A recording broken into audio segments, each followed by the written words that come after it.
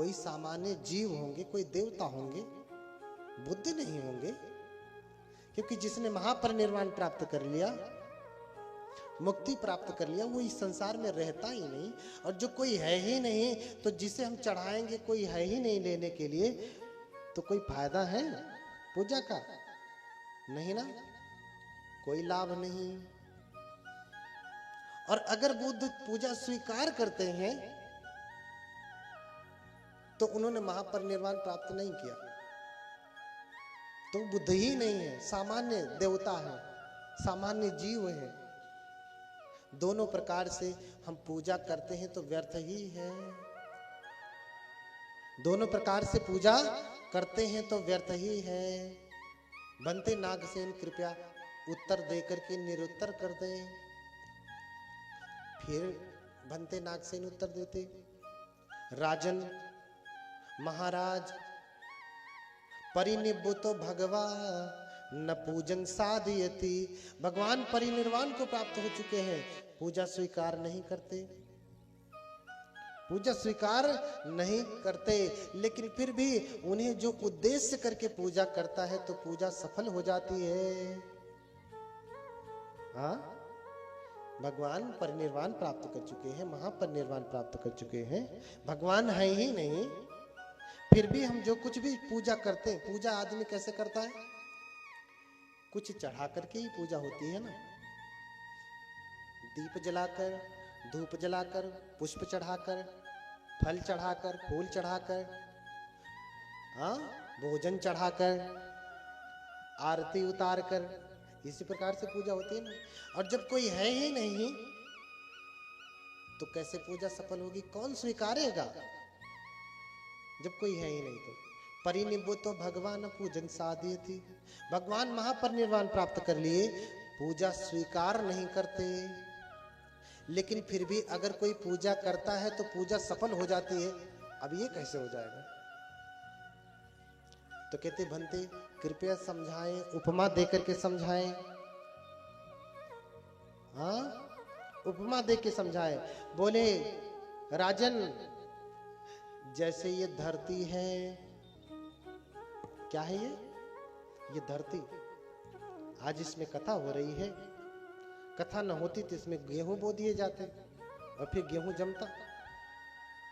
लेकिन वो पुण्यवान लोग हैं जिन्होंने भगवान की कथा के लिए ये अपनी भूमि दिया कि फसल, अरे हर बार हम जो है भोजन करते हैं इसी खेत का, आज हम परम भोजन करेंगे, धर्म का भोजन करेंगे।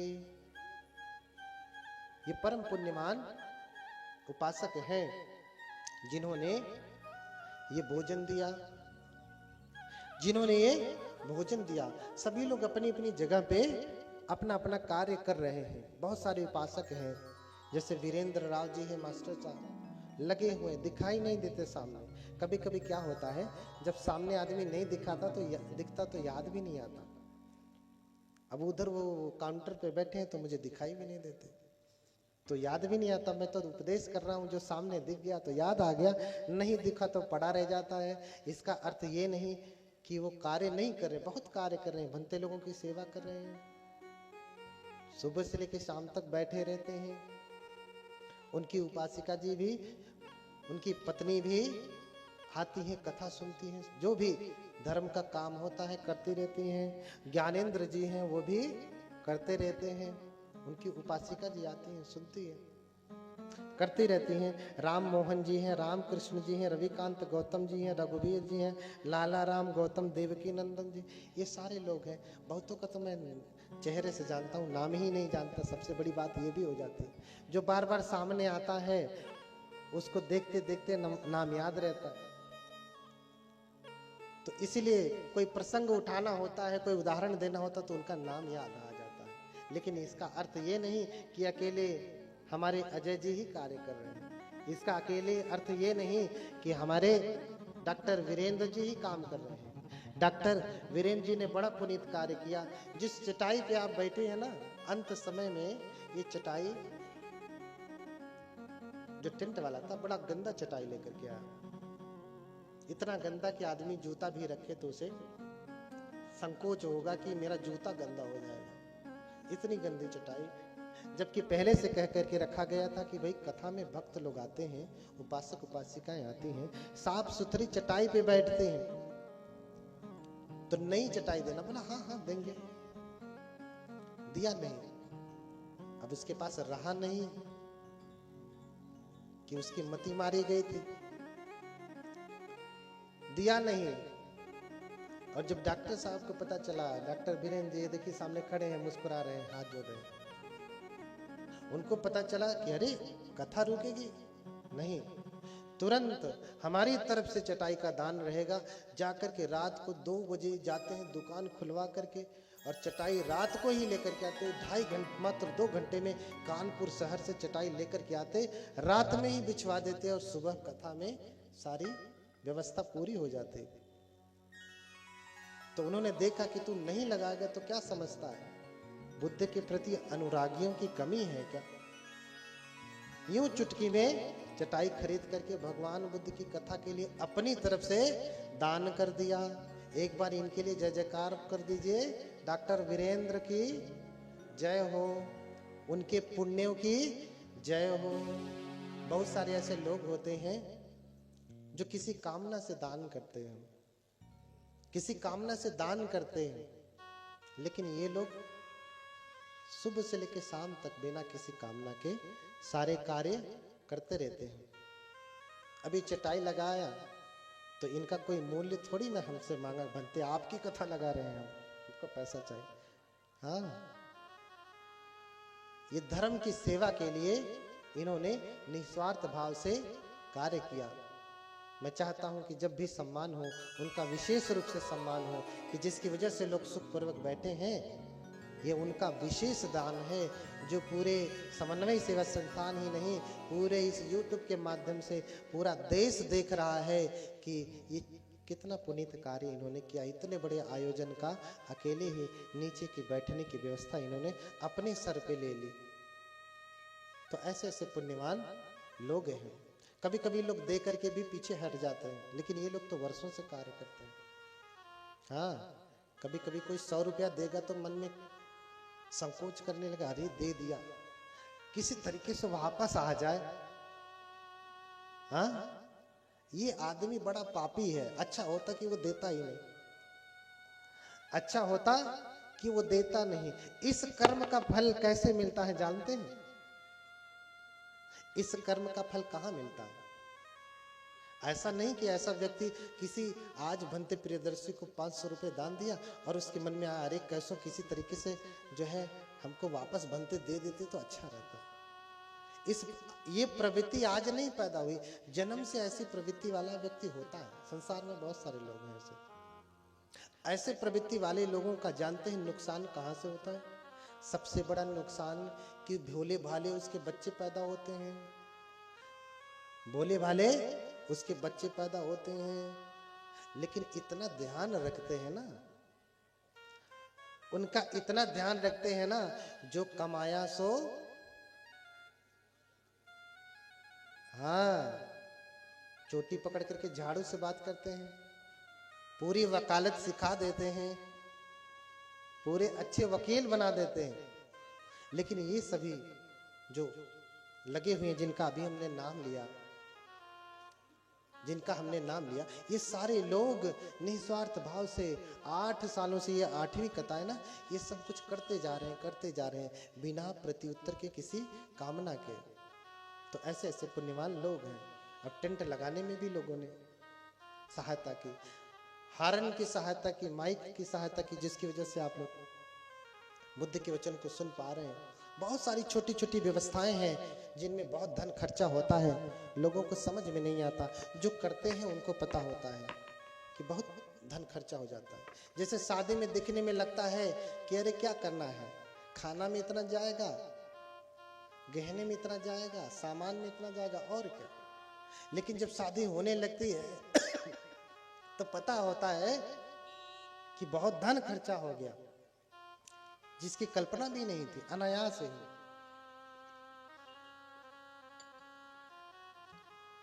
तो वो उसी तो बुद्धं धर्मंच गणोत्तमंच यावद् बोधि शरणं गतोस्मि। दानादि कृत्य कृतैर्मया भी बुद्धो भवेयम जगतो हिता। हाँ, तो दानादि कृत्य भी करता, बुद्ध धम्म संघ की शरण तो गया, इसके साथ साथ उसका जो कृत्य है, मैंने इसीलिए इसका वर्णन किया कि जो उपासक गण हैं, जो विशेष रूप से लगे, इनके अन्यत्र भी जिनका नाम नहीं लिया, वो भी लगे हैं, अपने अपने स्तर से लगे हैं। तो ये उनका दान है। कोई श्रम का दान कर रहा है, कोई धन का दान कर रहा है, कोई कहां से, जहां से भी धर्म सुनने में सहयोगी हो सके, उन प्रकार से ये दान कर रहे हैं, उन प्रकार से दान कर रहे हैं। इसलिए हम उन बुद्ध का स्मरण करें, त्रिरत्नों की शरण जाएं। कैसे शरण जाएंगे? पहले तो समझ लें कि पूजा का अर्थ क्या है।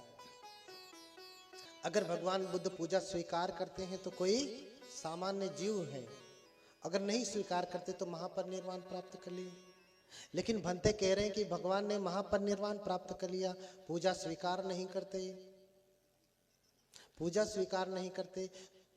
तो भंते कृपया उपमा दे के समझाएं। भंते उपमा दे के समझा रहे हैं कि जैसे ये धरती है, ये धरती महापृथ्वी, उन्होंने कहा जैसे महापृथ्वी कभी कहती है, धरती कभी कहती है कि मुझ में बीज बोए जाएं। हाँ, धरती ने कभी कहा कि मुझ में बीज बोए जाएं? ये खेत जिसमें पांडाल लगा है, हाँ, ये खेत किसका है जिसमें पांडाल लगा है? राम मोहन जी का। क्या खेत ने राम मोहन जी से आकर के कहा कि अरे राम मोहन, तूने पांडाल लगा दिया है, गेहूं का समय निकला जा रहा, कब बोएगा? ऐसा खेत ने कहा? इस धरती ने, इस पृथ्वी ने ऐसा कहा क्या? तो जैसे धरती कभी ये नहीं कहती कि मुझ में बीज बोए जाएं, और कभी ये नहीं कहती कि मुझ में बीज न बोए जाएं। जब पांडाल लग रहा था तो इस धरती ने ये नहीं कहा कि अरे राम मोहन, तू पांडाल लगा रहा है, बीज कब बोएगा? ऐसा कहा क्या? पांडाल मत लगा, बीज बोना। हाँ, तो धरती कभी ये नहीं कहती कि मुझ में बीज बोए जाएं, धरती कभी ये नहीं कहती कि मुझ में बीज न बोए जाएं। लेकिन आपको क्या चाहिए? धरती कहे या न कहे, आपको क्या चाहिए?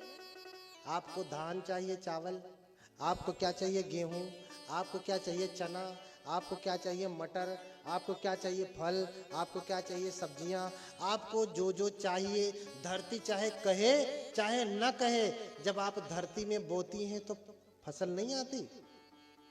हाँ, धरती में बोते हैं तो फसल आती है ना। ऐसे ही बुद्ध ये नहीं कहते कि मेरी पूजा करो, बुद्ध ये भी नहीं कहते कि मेरी पूजा मत करो, बुद्ध ये भी नहीं कहते कि तेरा मन करे तो कर, मन करे तो मत कर। लेकिन जिसे भी फल चाहिए, जिसे भी पुण्य चाहिए, जब वो बुद्ध को उद्देश्य करके पूजा करता है तो पूजा सफल हो जाती है। बोलिए भगवान बुद्ध की। हाँ, तो भगवान बुद्ध की पूजा जो हम करते हैं वो सफल होती है। मैंने बताया था कि धरती को जहां से खोदेंगे वहां बुद्ध और बोधिसत्व निकलेंगे। इतने सारे बुद्धों की मूर्तियां क्यों निकलती हैं? क्या मूर्तियां बनाई गई थी लोगों के घर सजाने के लिए? हाँ, इतनी सारी मूर्तियां, इतना सारा सब कुछ क्या घर सजाने के लिए बनाई गई थी? नहीं। उस समय लोग बुद्ध को मानते थे, घरों घरों में भगवान बुद्ध की, बोधिसत्व की मूर्तियां हुआ करती थी, लोग पूजा करते थे। इस प्रकार से चाहे धरती कहे न कहे, हम बीज बोते हैं तो फल प्राप्त होता है। ऐसे बुद्ध कहें या न कहें, जब हम पूजा करते हैं तो उसका फल प्राप्त होता है, उसका फल प्राप्त होता है। जैसे तबला है ना, ढोलक है यहीं पे रखा, तबला ने कहा, ढोलक ने कहा कि अरे क्यों बैठे हो, बजाते क्यों नहीं? ढोलक ने कहा कि मैं बजूं? अच्छा, जब बजाने गए तो ढोलक ने मना किया कि मैं ना बजूं, अरे मत बजा रे। नहीं, न तो ढोलक ने ये कहा कि तेरा मन करे तो बजा, मन करे तो मत बजा, ऐसा कहा नहीं। लेकिन हमें जब भाई संगीत गाना था, गीत गाना था, तो हमने ढोलक को बजाया तो हमारा अर्थ सिद्ध हुआ, हमें आवाज मिली। ऐसे ही बुद्ध ये नहीं कहते कि मेरी पूजा करो, ये भी नहीं कहते कि मेरी पूजा मत करो, ये भी नहीं कहते कि तेरा मन करे तो कर, मन करे तो मत कर। लेकिन जिसे लाभ चाहिए, जब बुद्ध की पूजा करता है तो उसे लाभ मिलता है, उसकी पूजा सफल हो जाती है। बोलिए भगवान बुद्ध की। हाँ, जोर से बोले भगवान बुद्ध की। समय बहुत हो गया है, 1 मिनट में अपनी बात को समाप्त करूंगा। बातें बहुत हैं, वही बात कहता हूं कि थोड़ा लिखना, ज्यादा समझना। 10 दिन भी हो गया तो भी बात अभी बहुत कुछ है कहने के लिए। थोड़ा लिखना, ज्यादा समझना। इसलिए हम त्रिरत्नों की शरण जाएं, त्रिरत्न को स्मरण करें। विशेष रूप से जब हम बुद्ध को स्मरण करते हैं, मैंने पहले ही बताया, उनका स्मरण करने से सारी दुख, सारी बाधाएं, सारे विघ्न, ये सब टल जाते हैं, ये सब टल जाते हैं। तो एक बार फिर से हाथ उठा के भगवान बुद्ध का की करुणा हो का घोष करें, और फिर हम लोग मंगल मैत्री सुनेंगे, और फिर आप लोग प्रसाद आदि ग्रहण करेंगे। हाँ, लेकिन याद कर लें कि तैयारी किसकी है आपकी? बहुत देख ली दुनिया, जो लोग 50 साल के हो गए उनको तो विशेष रूप से तैयारी। कितने लोग 50 साल से ऊपर हैं या 50 साल के हो गए हैं इधर भी? हाँ, नौजवान थोड़ा इधर उधर करें। अरे इधर उधर करने का समय तो हमारे छोटे बनते लोगों का था, लेकिन फिर भी तैयारी कर लिया भगवान को प्राप्त करने का। देख करके तो कम से कम आंखें खोलिए। हाँ, हाथ उठाएं कितने लोग 50 से ऊपर के हैं? हाँ, तो अब तो निर्वाण की है तैयारी। हाँ,